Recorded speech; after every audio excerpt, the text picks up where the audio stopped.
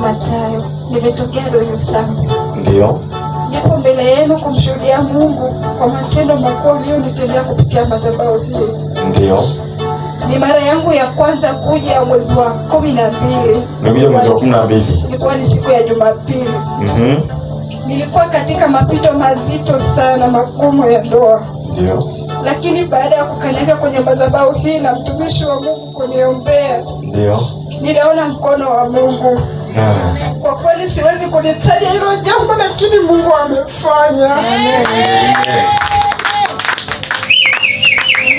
Hayo Mungu amekutendea kwenye ndoa yako. Mungu amenitendea na bado atazidi kufanya. Na bado anaendelea kutenda kwako.